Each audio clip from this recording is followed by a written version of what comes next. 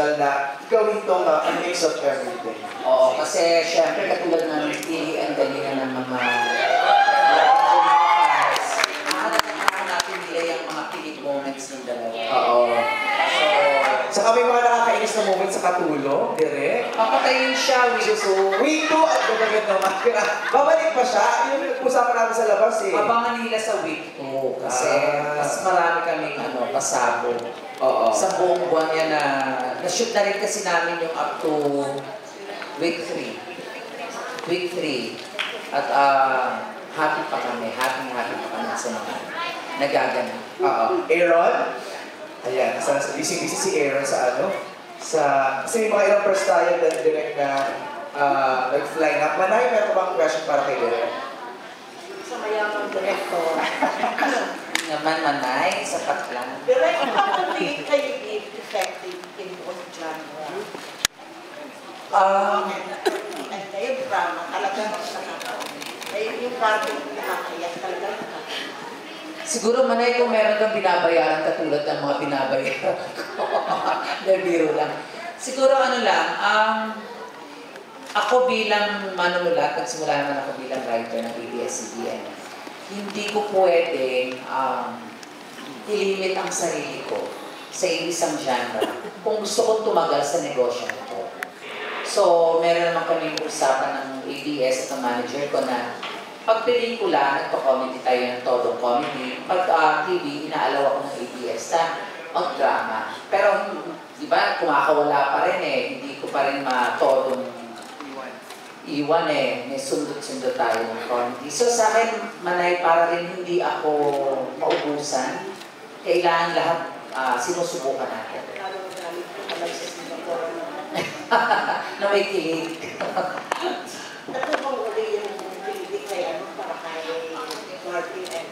Oo, kita nyo naman, magtinginan pa lang sila eh. Yung magic, hindi pa talaga, di ba, no? Pag ito hindi nag-date, puro lang kayo pili, magkakalsa.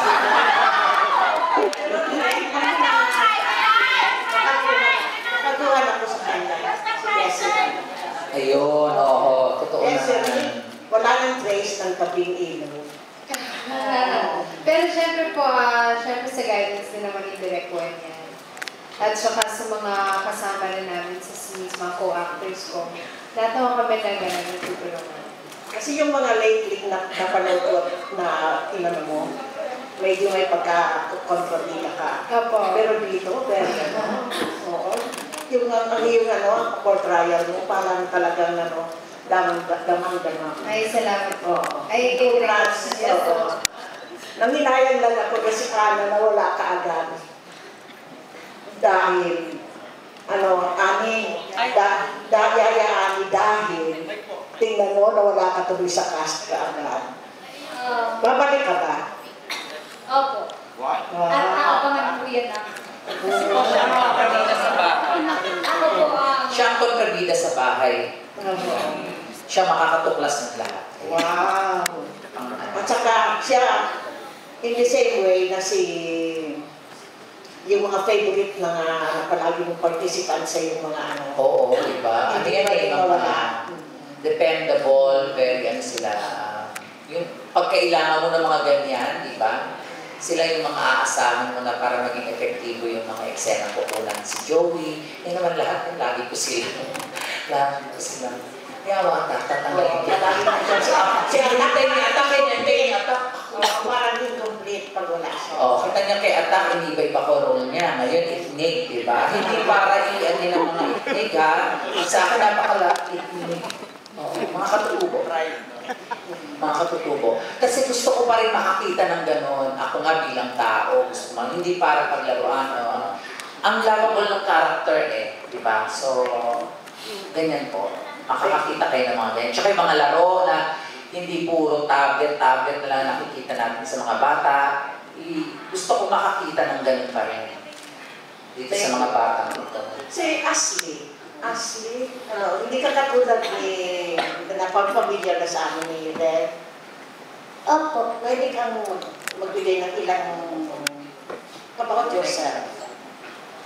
Ilang taon ka? Talagang 6 years old ka lang? 42 na po. 8 years old po. 8 years. Bukas. Si Rep. Ilan? Uy, happy birthday! Buka. Ikaw Rep, ilang taon ka? 7 years old na po ako. Si Ashley, ano pang nagawa mo na? Jezebel po. Ako po yung young Ann Curtis sa Batang Jezebel. Ay, sa Jezebel po. Tsaka po MMK, young Jessamine Jola. Kasi si Red, common fixture din sa mga, sa mga pelikula ni Direk at saka mga series. Thank you, Direk. At saka, congratulations. And I know you have, another lucky series. Eto si ano. Thank you po. Thank you, Manay. Before we go to Mama Bear, anong time